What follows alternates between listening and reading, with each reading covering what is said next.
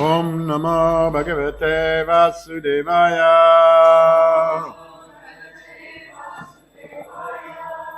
Om Namo Bhagavate Vasudevaya.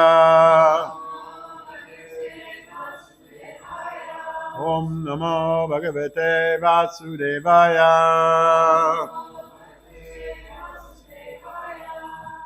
Morning, we're reading from the Srimad Bhagavatam, Canto 3. Canto 3?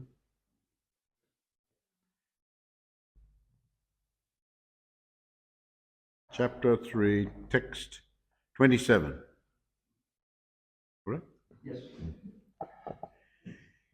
Hiranyam rajatam sayam vasam syajina kambalan Yanam ratan niban kanya Dharam vriti karim api Hiranyam rajatam sayam Vasam syajina kambalan Yanam ratan niban kanya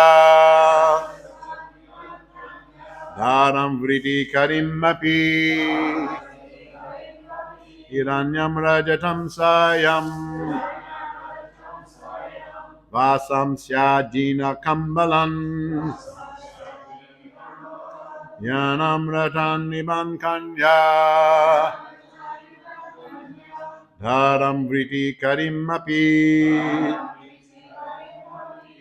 Hiranyam gold Rajatam gold coins Sayam bedding Vasamsi clothing Ajina animal skin for seats Kambalan blankets Yanam horses Ratan chariots Iban elephants Kanya girls Dharam land Vritikarim to provide livelihood Tapi also.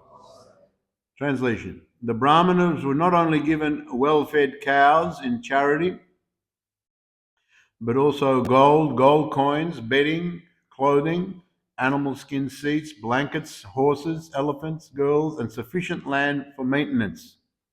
Purport. All these charities were meant for the Brahmanas, whose lives were devoted entirely to the welfare of society, both spiritually and materially. The Brahmanas were not given their services as paid servants, but the society provided them with all necessities. It was arranged for some of the Brahmanas who were in difficulty for marriage to be given girls. The Brahmanas therefore had no economic problems. The Kshatriya kings and rich mercantile men would provide them with all that they needed, and in exchange, the Brahmanas were completely devoted to the elevation of society. That was the way of social cooperation between the different castes. When the Brahmana class or caste gradually became easygoing, being fed by the society, although they had no Brahminical qualifications, they degraded themselves into Brahma bandhus or disqualified Brahmanas. And thus other members of society also gradually fell down from the social standard of progressive life. As described in Bhagavad Gita, the caste system is the creation of the Lord and is arranged according to the quality of work rendered to society and not in terms of birthright as falsely claimed in the present degraded society. So, continuing on in regard to the Brahmanas, when the descendants of the Yadu dynasty went to the pilgrimage site of Prabhas Chetra, as Krishna Rupa was giving class yesterday. She spoke about Prabhas Chetra. I've been to Prabhas Chetra, and it's nearby Dwarka, and they went there, and the Brahmanas were there, and of course they were given all these charities. Now, this is very instructive, and Prabhupada emphasizes that all the charities were meant for the Brahmanas. And why? Because they were devoted entirely to the welfare of society, both spiritually and materially. In other words, the Brahmanas are so important, giving, as Prabhupada mentioned, spiritual instruction, guiding society spiritually, and engaging in activities that are beneficial for society, even on the material platform. They're so important that they are, the rest of the society realizes, understands that. So rather than being distracted and thinking about how to earn a living, making money, making ends meet, a lot of, everyone knows, a lot of time is spent just for that, just trying to support themselves and their families in the world. There's hardly any time for anything else. But the Brahmanas were so important for these types of activities that they were provided for, and this is an important point Prabhupada makes. They were provided for. They were given all necessities of life and in abundance, especially from the Kshatriya class and the rich Vaishya class, the mercantile class. So they were provided for. They weren't under the employ of anyone. So there's two aspects to this. The Brahmanas needed to concentrate. It takes a great deal of intelligence to understand these matters of material well-being for society and spiritual well-being, and therefore the Brahmanas are called the intelligent class. They are called the intelligent class. They're trained. Quite often, they're born in the families of Brahmanas, and they're trained. And as Prabhupada points out at the end of his purport there, it's not just that they were born, this Chatu Vanyam Mayashishtam Guna Kama Vibhagasa. This system was originated from the Supreme Personality of God, and it is by the quality of their work and their character that they are Brahmanas, not just by a birthright. But many were born in the families and they were trained. They had good qualities. And they wouldn't necessarily become Brahmin if they didn't show those qualities, didn't show that nature. But there's a good chance in the family with proper training and so on that they would. And they're very intelligent. They're trained. A lot of education is there. And so for the rest of their lives, they just give that much needed service to society. So that's one aspect, that provide everything for them so they don't need to worry about anything else. It's so important, they can just do that. And another thing is that when you go out and work for someone else, especially, you're in the employ of someone, and you're quite compromised. In other words, if you want to keep working for that company and so on and so forth, you don't want to cross those who are employing you. You don't want to say things or do things that may not be taken so well. And so although some things may be wrong or need to be improved, perhaps you won't say anything for fear of your own employment, and that's quite common. Everyone understands that. So for that reason also, and we know there was that one history of Srila Bhaktisiddhanta Saraswati Thakur where he went at one stage, he took up the service under the employ of the king of Tripura, and the king was, he went one time just to give discourses. The king had brought him there, and there was his family and everything, and he'd heard about Srila Bhaktisiddhanta Saraswati, so he came there, and he stayed there for some time and gave instruction, but he was so impressed by him, he wanted to please stay here and give further instruction. Also, it was pointed out to him by Srila Bhaktisiddhanta that there was a lot of corruption going around the place, and could he help with that as well? And so he took that employment for some time. But after a short period, he realized it's not so good to be in the employ of a king like that. If I have to say something, I get dependent on this money, then I won't, I'll be compromised. I won't be able to say something that needs to be said. So he left that employ, and the king was so grateful to him. I think he gave him a pension for a while, but then even after some time, he rejected the pension as well. He didn't want to accept any money from the king. He didn't want to be compromised in any way. So the Brahmana should be like that. They have to speak the truth, and sometimes it's not palatable, although generally speaking, there's one saying in the Veda that one should speak the truth in a palatable way, not just roughly and insensitively, that people are very hurt by it. But nevertheless, it has to be spoken, and according to time, place, and circumstance. So the Brahmanas, for these reasons and other reasons as well, were provided for, and it was just genuinely done, and it was heartfelt in the ancient times, at least. But as Prabhupada points out, later on, the Brahmanas were taking all this, and they weren't attentive to the needs of society. As I think the word he used, easygoing or something like that, he uses that term, and they just became slack, and at the same time accepting everything from everyone, and gradually they lost their position and qualities and so on, and because they were degraded, then others just saw their example and also became there. So it was a general degradation of society in general, according to Varna and Ashram. There was that general degradation. Now, another point, as I mentioned already, is the Brahmanas provided very much needed spiritual education and material necessities.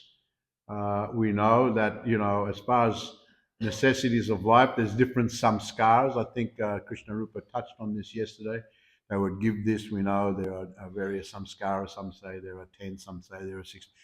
There are inner samskaras and then outer samskaras. Some say there are 40, some say there are 1,000. So there can be outer samskara. There can be so many rites and ceremonies and yajnas mentioned in the Vedas.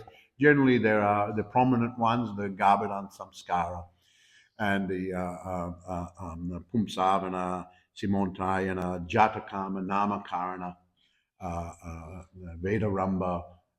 So in the Garbha, there's a rite, there's a ceremony for conception, and so the prenatal, what's called prenatal samskaras, to enable a nice child to come into the world, to help with that, to help the mother, to help the family, to help the child within the womb to come into even before the child, but even at the conception time. So there's all these different, I've got a huge list of these different samskaras. So the Brahmanas were very educated how to perform these different ceremonies. Anaprashana, the first grains, is quite popular in ISKCON. I've given first grains to a lot of babies around the place. And Sadhana's daughter here, no, I gave her first grains. It's quite amazing when you give the first grains and then they're all grown up and then they're having the children and then you're asked to give them the grains. Anaprashana. First grains, first outing, can be so many, choda, the hair shaving. They do this quite often in Melbourne Temple. Sometimes you see the younger children, the babies, they're crying because they're getting their head shaved. But it's a part of it's said that when you do that, the hair grows very nicely after you shave. That's one thing. And then, of course, it's the ceremony itself. And then, of course, so these are the prenatal, and then after the baby is born, there's all these different ceremonies that one can perform. So the Brahmanas do all these types of things. And then there's educational samskaras when they first start school, as I said, Vidyaramba. Vidyaramba, like in the Vidyaramba refers to they're just learning the alphabet, they're just starting. You can do a yajna and a ceremony when they're just starting that. And then, of course, Upanayana, initiation into the rites of, learning the higher levels of the Veda. And then the Veda Ramba is when you actually start learning the Veda. And then, so all these different samskaras ending with the Antyeshti. Antyeshti means the death rites. When someone dies and there's a yajna to be performed as far as that's concerned. So all these various samskaras. And then apart from that, there would be very specialist brahmanas. We know when Krishna and Balaram went to school, they learnt the 64 arts and sciences and so on and so forth. On the Vedic side of there's all sorts of shastras, metallurgy, agriculture, architecture, gem study, gem design, jewelry. They learn all those things. So in the Tola, in the school, the Brahmanas would have a school. They'd have, depending on the size of the students. I think I mentioned before, one time when we were in Ujjain, we went, Bhakti Charamaj took all of us to the Sandipani Muni Ashram, the place where Krishna and Balaram went to the school of Sandipani Muni. So we all went there, we saw that. Very nice place by the nice river there. And so, depending on the size of the school, it wouldn't just be one Brahmana. He could have many assistant Brahmanas, and some were a specialists in different fields, even teaching architecture, shilpa, sculpture, all these different things that were provided, you could say, on the material side by the Brahmins. And they would do that free of charge. Now, one other aspect, as far as a Brahmana, he shouldn't charge, but the system is he's given dakshina. Dakshina means a donation. And Krishna Rupa mentioned quite rightly yesterday that a yajna is not complete. You have to do so many things as far as a yajna and ceremony, and also giving dakshina to the brahmanas and so many others is a part of that ceremony, and the ceremony is not considered complete and perfect unless that is part of it. So they would not pay, they don't charge. This is quite often the case these days. I know in Bali, devotees have told me many times that the Brahmanas there, the poor villagers there who are quite poor, there's a death in the family or something like that, and they'd like to have the ceremony. The Brahmanas come, but the Brahmanas are charging. They're actually charging. This is the price for this yajna. You have to pay this. It's so exorbitant many times that the poor families can't afford it, and they keep their loved one, the departed one, in a kind of a storage until somewhere else in the town or the village, someone else dies, and between them they can afford to pay the brahmanas to do the yajna. And I remember one couple came to me in Sydney when I was the temple president there many years ago, and they said, they wanted to do a housewarming ceremony. I've done many of these myself. And so you can do a yajna, you can do a simple one, you can do an elaborate one according to how you want to do it. But they said, look, we've asked a few of the Hindu temples and they're charging too much money. They're actually charging for this. And this was back in the late 80s and 90s. And one temple wanted to charge us $5,000. $5,000 to come and do the yajna, right? $5,000. And so we can't afford that. We're just a young couple and we just bought the house. So $5,000, how much will you charge? I said, oh, we'll come and do it for free. But dakshina, whatever you can give, and and Prabhupada has mentioned in many places, you can give, if you're, more affluent person, you give, as much as you can. If you haven't got much, you can just give some flowers and fruits. There's some flowers and fruits.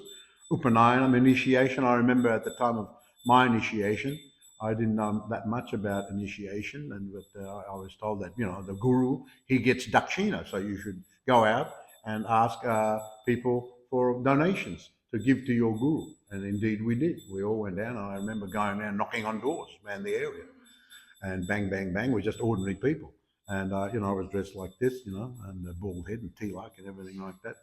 This is when our temple was in St Kilda. I was banging on doors and people would go, who's this? Hare Krishna standing at my door. And I just say, I'm Hare Krishna, I'm getting initiated. My guru is here, I'm getting initiated. Can you please give a donation? It's the tradition that we give a donation to our guru. Of course, some wouldn't open the door when they saw us, but many people did in the end. Many people opened the door and they say, oh yeah, I can give something. We got bananas and we got apples.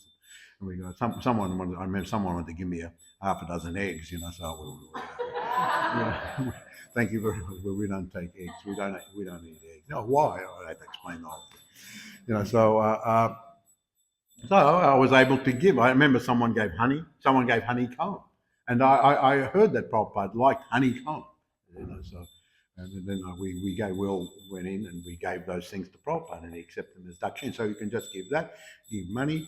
I remember one girl gave him a gold necklace to Prabhupada. And he said, actually, it's not so good for me to wear. They give it to Srimati Radharani. They give it to Srimati Radharani. And then later on he said, actually, it's not so good to have real jewelry like that in the paraphernalia room because thieves will come. When thieves understand, they'll come and steal it. So therefore, Prabhupada actually gave a general direction: don't have real jewelry in the paraphernalia. It'll just attract the thieves. You can have imitation jewelry, but not the real jewelry. And look, in Vrindavan and Mayapur, and that we have had incidences where thieves have come and they've worked their way somehow. They've got in the paraphernalia, thinking that the jewelry is real. They've thought like that it's real. They come in and stolen it, run off. So, but anyway, so Guru Dakshina at initiation, this is one of the samskaras, of course, Upanayam. And so Dakshina, so it is, so I said like that to that couple. They were very happy. They lived way out west somewhere. We went out there and did the housewarming ceremony, just like, and it's very auspicious. They understood they were from that culture.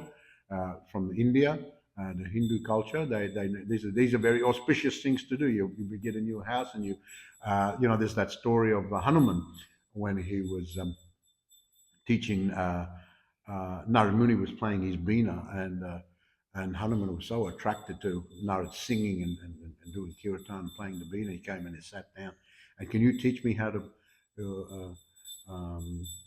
play like that? Oh yes, yes. So then Hanuman got the veena. He started playing and singing so sweetly that the rock where he was sitting started melting, and the veena went into the rock. And then he stopped singing, and then it just got stuck in the rock. So then all of a sudden Hanuman just left and went, well, wait, where are you going? Narad said, come back, sing again, get my veena out. And the veena was given to him by Krishna, by the way. And get my veena out, but he wouldn't come back. So Narad was chasing him, and he was leading him all through the forest. And finally, his father, he was there. He went. Hanuman went past his father. Just went into the house, and then his father, Keshri, he saw Narad, so he was a bit upset. Hanuman, why are you going? Narad's calling. Narad Muni's calling you. You're just ignoring him. You're going in the house. And then he didn't answer. And then Narad Muni, don't worry, I'll follow him in. So then Hanuman went every room. And then he came out, and his father chastised him. Why have you made Narad do like that? And he said, well, I know I'm wrong there, but I just wanted to get his lotus feet in every room of our house to give the blessings to the house. So then I remember, oh, that's all right, I understand. So just a story by the way there. Anyway, so the Brahmanas, it's very important they don't charge like that. They're not meant to just charge. They're meant to just perform these services for free. In other words, education will be for free. These days, I think you have of course, your public schools, and and of course you have your private schools. We have to pay for going to the private school. But university these days, I believe, is paid. I remember there was a time when we were younger, it was free when Gough Whitlam came in. Remember that? As the Prime Minister, university was free then. I remember that. And, you had to pay previously under the previous government. So he made it free. So, everyone who had the qualification flocked in there, So actually it's supposed to be free. Education is supposed to be free, but it's not so these days. And the Brahmanas are meant to teach. The Brahmanas are meant to teach. It's supposed to be free, but dakshina is given. That's very, very important. Otherwise, how can they provide continuing teaching and service as needed? Some of them were very expert also in Ayurveda. In other words, they were very expert in if someone was sick in the family. They didn't, in the Vedic time, they didn't have huge big hospitals. Today we have these huge big hospitals, a very huge burden on the government. But in those days, they just had Brahmanas who were specialized in Ayurveda, and if someone was sick in the family, everyone was glad to receive the Brahmanas, because not only purifying the place with samskaras and ceremonies and yajnas and so on, they could give. If someone was sick, they could prescribe some medicines, and they would be able to help the family in that way. So Brahman is very, very important. So to be able to do that, they can't be worried about how to make a living. That would take up all the time. So they would be full-time doing that. So in turn, society would provide for them. And here we read in this verse that they were provided also that in abundance. Of course, these were the Yadus who had come there. They were very wealthy, and so they provided, as mentioned here, gold, gold, and some from gold coins. In those days, they used to have gold coins. They traded in gold coins proper. Bedding, clothing, animal skin seats. They were to do the yagya, the deer skin, and everything like that. They sat on those blankets.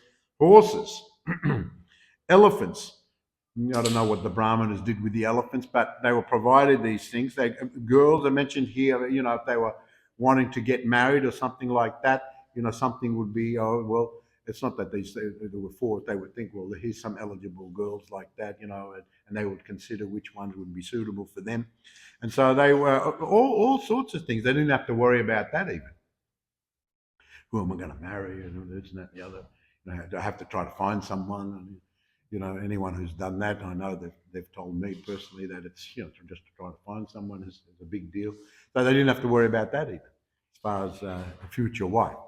But so they provided all the necessities. Robert actually says those Brahmanas who were in difficulty for marriage, so they were provided. So they had no economic problems. They had no economic problems. They would be provided. That was the way of social cooperation between the different castes. But unfortunately, over time, they became easygoing. In other words, they didn't do the work. They just were laying back and just receiving everything, but not giving anything in exchange. So therefore, they became degraded. So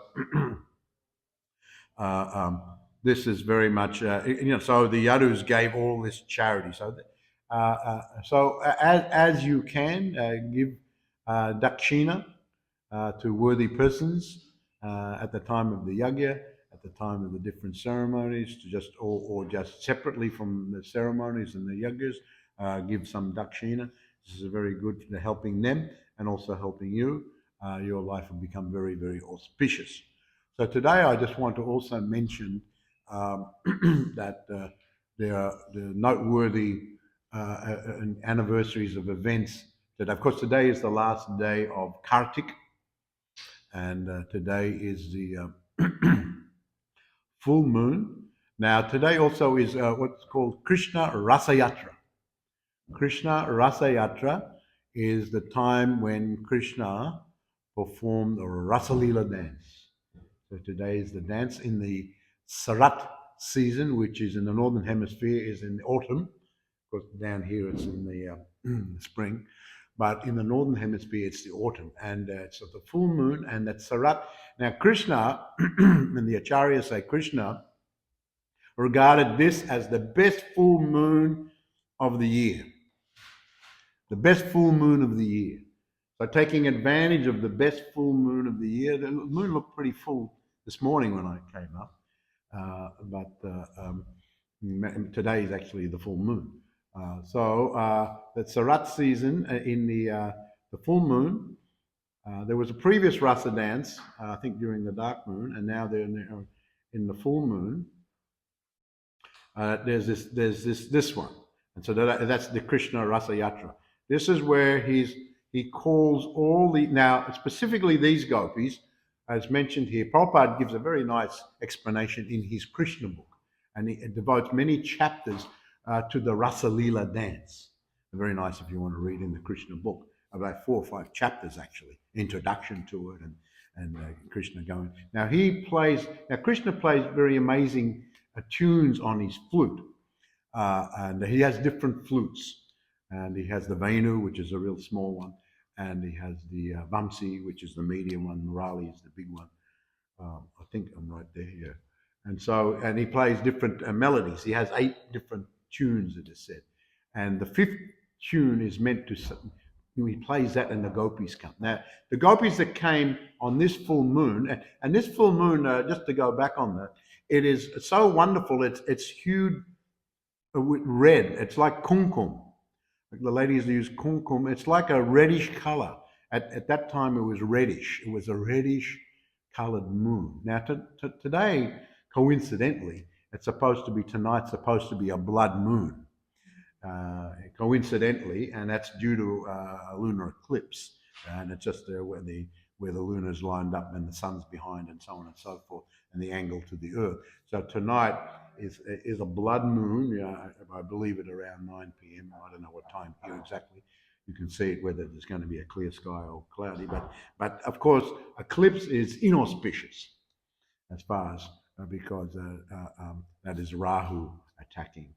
But as far as the devotees in the Vedic calculation, so eclipse and this blood moon that people will see tonight, and it's been advertised, you should line up to see this blood moon. But it's actually considered inauspicious, and the devotees usually chant more on these occasions. But at the time when Krishna did his Rasalila dance, this was, the reddish hue was not due to an eclipse, it was just naturally like that. So he played on the 5th melody. It is said Krishna plays the first melody, and the different Brahma and Shiva can't keep their meditation, and the second, the Jamuna goes backwards, and the third, the moon stands still. There are all these different effects from Krishna's playing his flute. And the fifth melody is when he plays on the flute in the dead of night. Now, interestingly enough, Prabhupada explains, according to the Acharya's explanations, that Krishna did this Rasa Leela dance. He was 8. It was after Krishna lifted Govardhan Hill, and now I think it's tomorrow is Katyayani Vrata. Katyayani Vrata is where the gopis pray to goddess Katyayani to get Krishna as their husband. So they were all young, they were like 7, and Krishna was 7. But Krishna didn't have this Rasa Leela until the next year, until he was 8. By that time, that the moon had gone in the Saratsis, and then so he waited till the next year to have this particular Rasa Leela dance. And so he played his flute, and it said the gopis who came at that time were previously sages at the time of Lord Ramchandra. Previously sages at the time of Lord Ramchandra, who were so enamored with Lord Ramchandra, they wanted to enter a Mandurya Ras conjugal relationship with him. He understood their hearts, and he said, you will be born as gopis in my next incarnation, the incarnation of Krishna, and be given an opportunity to associate with Krishna. So those gopis, they prayed to Katyayani to have. So Krishna, keeping in mind that they wanted to have him as their husband, arranged this Rasa Leela dance and called them. Now it is mentioned that they went to it's interesting, under the Vamsivata tree. When Krishna was playing on the Vamsi, he played his Vamsi flute, and he went to you can go to this place, those who have been to Vrindavan on the Parakram, the Vamsivata. It's down by the, you go down to Keshi, you got Seva Kunj, and nearby that area there is the Vamsivat tree. Actually, it's Vamsi means the flute, and Vata means the banyan tree. It's a banyan tree. And it's, if I remember correctly, it is said that the tree, one time the Jamuna flooded and the original tree, but one of the Goswamis took a cutting from that tree and replanted it, and so that is still that one is still standing today. So you can go there when you go on Parakram, you can go to that place, Vamsivat, and it said that with Krishna played his flute under the Vamsivat tree, the banyan tree. And so those gopis that came there were previously the sages in Ramlila. And they came there in the dead of night. It was like midnight, and there was the full moon, the reddish color, a beautiful scene. And they came in their spiritual bodies. They left their material bodies behind. They were in material bodies, and they were betrothed. They were betrothed already at a young age. That was the Vedic system. The girls at a young age would be betrothed to be married. So it was just not fitting, really, for someone to be dancing with betrothed girls. Of course, they were only 8 years old and so on. But still, it wasn't fitting. But Krishna, they left their material bodies behind, and they went in their spiritual forms. And Krishna was dancing, indicating, fulfilling their desire, in one sense, to have him as their husband. At least he was dancing with them, which would really be only done, especially in the Vedic time, with one's husband, not with anyone else. So simultaneously, Krishna was achieving many purposes. So today is the anniversary of that Krishna Rasa Yatra. It's a very big thing in Mayapur. I've been in Mayapur a few times when they have a whole thing in the mandap in front of Radha Madhava, and they have the whole reenactment of that. Then you can offer flowers and all sorts of things on the Krishna Rasa Yatra. Very big, and a huge amount of pilgrims come on this day to Mayapur. I tried to get in the temple room one morning, couldn't even get in. There's so many people were there. So Krishna Rasa Yatra, this is the anniversary is today. Another one is it's the appearance of Nimbakachari. Is it Nimbakachari? I told the story of Nimbakachari before. He's, we have our Vaishnav Sampradayas, our lines of the gurus, and our one is Brahma, coming from Brahma, and then through Vyasadeva and through Madhvacharya, through Lord Chaitanya, the Brahma Gaudiya, Madhva Gaudiya Sampradaya. as one of our Vaishnava Sampradayas. There are others from Lakshmi Devi is another Sampradaya, from Lord Shiva is another Sampradaya, and another one is from the Kumara Sampradaya. And the Kumaras, it's very much described in the 11th canto of the Srimad Bhagavatam. This Lord Hamsa came to impart knowledge to the Kumaras who were questioning Lord Brahma. And he said, at best the incarnate, the questions are very intricate. At best the Lord, he prayed to the Lord, and the Lord came in his swan form and gave instruction to the Kumaras. And so they became the acharyas of that particular sampradaya, came down through the ages. And Nimbaka he appeared about 1,000 years ago, before the advent of Lord Chaitanya, and in South India, in a Brahmana family, a Brahmana mother and father. And he used to worship the Lord Vishnu, and he also was a worshipper of Lord Shiva, but he was a Vaishnava, and he worshipped Lord Shiva. He went one time, and he went to the Nabadweep area with some Brahmanas one time, and he was engaged in worship of Lord Shiva, so much so that Lord Shiva appeared to him.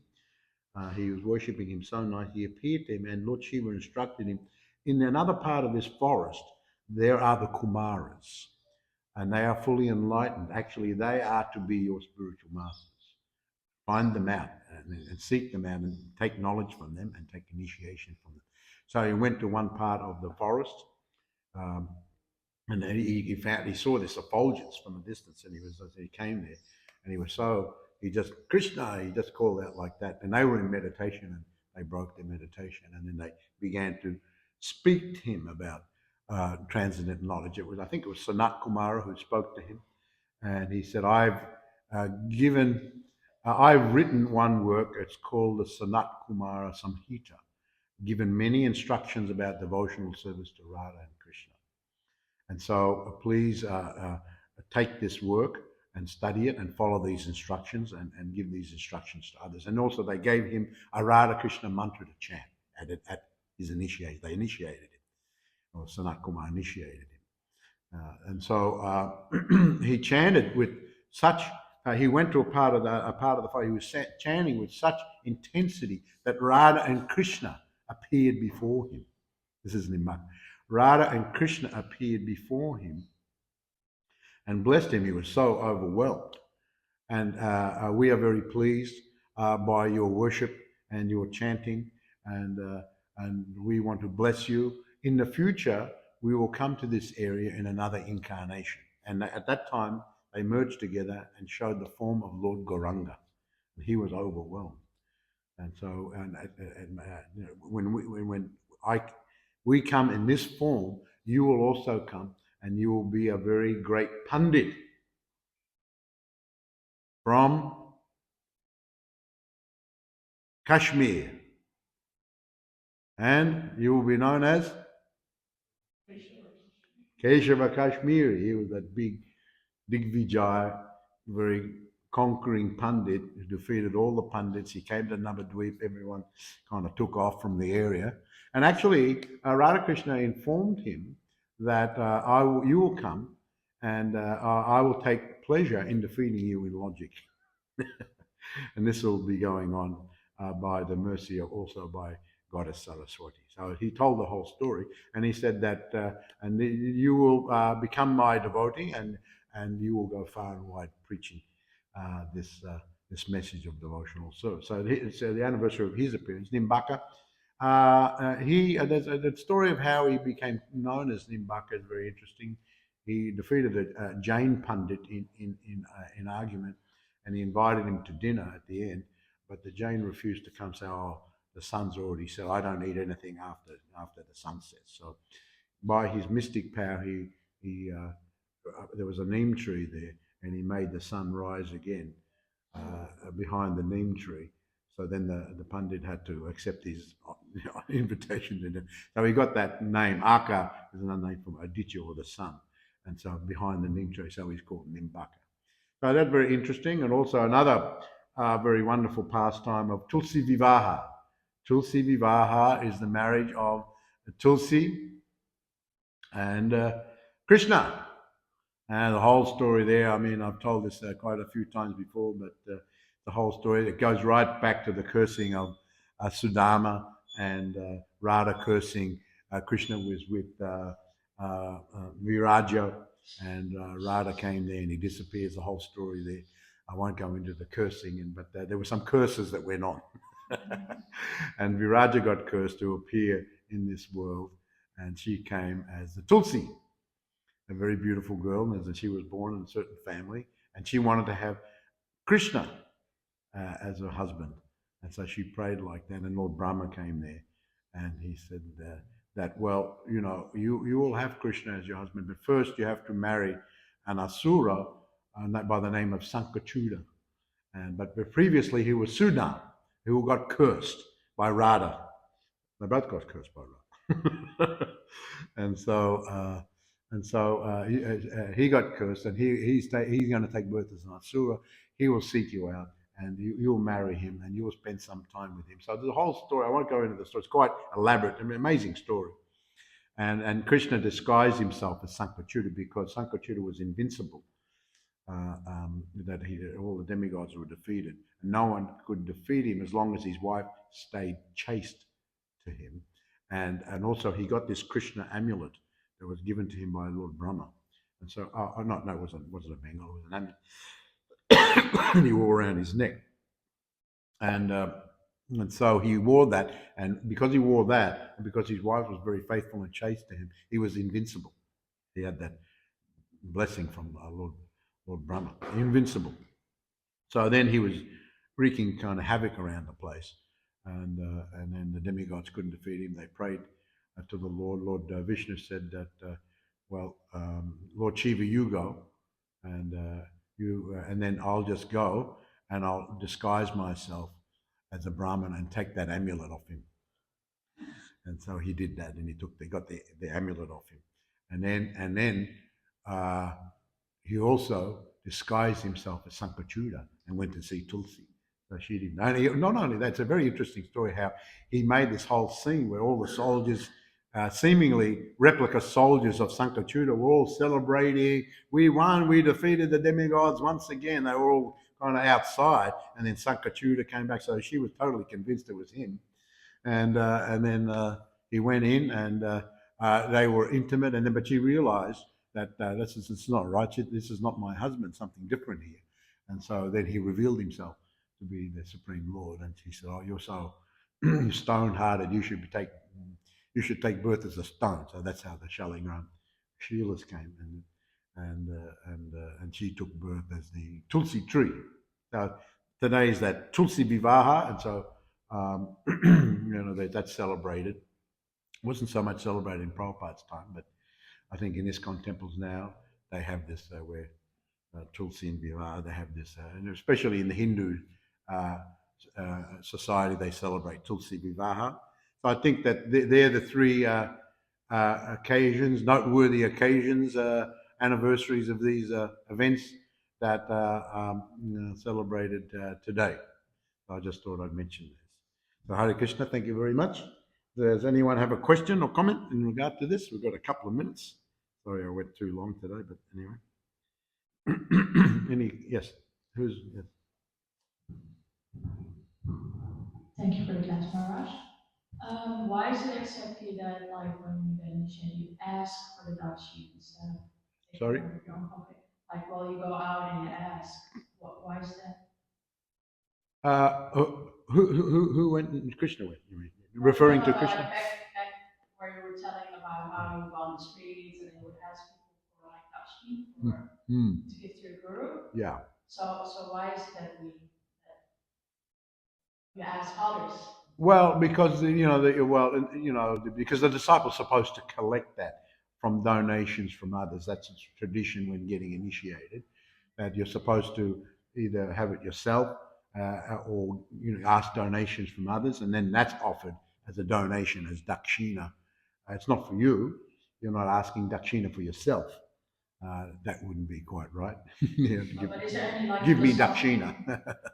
Is there any philosophical thing behind it? Maybe like the humility, or to have. Oh well, yeah, of course, yeah. You have to go begging, and that's part of especially the brahmachari disciple. He has to go begging for dakshina on behalf of the guru, And so that's quite humbling. You get rejected. You hear so many people call you names. Get out of here. Slam the door in your face and all sorts of things. And so you have to be very, very humble and tolerant. So yes, there's a lesson to be learned there in humility. So of course, dakshina you're collecting in, as I said, not for yourself, on behalf of the guru, and you're offering to him. Yes, and just finally, quickly. You mentioned how the Kumaras gave this devotee the instruction to worship Radha and Krishna. Is that all the four sampradayas that they worship Radha and Krishna, or just Is that what the about? four sampradayas? Is that in all of the four sampradayas? Yeah. No, in the Sri Sampradaya they worship more Lakshmi Narayan. Lakshmi Narayan, and in the Shiva Sampradaya, Vishnu Swami is more Lord Vishnu. But they're still Vaishnava because they worship the Lord. Yeah. And the four Kumaras. The Kumara, that's since the time at least the Kumaras are Vishnu, but from the Nimbakacharya, Radha Krishna, they were also worshippers. They became worshippers of Radha Krishna. So Nimbakacharya introduced, especially Bal Krishna, baby Krishna. You see this in Nimbaka. Now he lived a long time in the Govardhan area, and he introduced this Bal Krishna, baby Krishna worship. And he was given Radha Krishna mantra, so he worshipped Radha Krishna, and Radha Krishna appeared to him. So they are Nimbakacharya Sampradaya, they are Radha Krishna worshippers. Yeah. Thank you. But before that, it was just Vishnu, right? Well, at what point it turned out, especially, we know the Kumaras went to see Lord Vishnu and they became his devotees when they saw him, when they went to that Vaikuntha that time, and they became his devotees, Vishnu's devotees. So at what point in time they were meditating and became Radha Krishna? It seems, at that time at least, in Makacharya like that. Thank you. Yeah. Yes. Quickly. It's a bit random question, but Random. like our understanding is like each planet, each tree has their own soul. So as far as Tulsi goes, is there a soul in Tulsi, like different living entity? No, she's expanded. She expands in all the tulsis. It's not jivas, not ordinary jivas. They just said that she expands in all the tulsis somehow or other, inconceivably. I don't know exactly how it's done. She knows how it's done. Krishna knows. Jai, all glories to Srila Prabhupada ki jai. Go Premanandi Hari Hari Bol.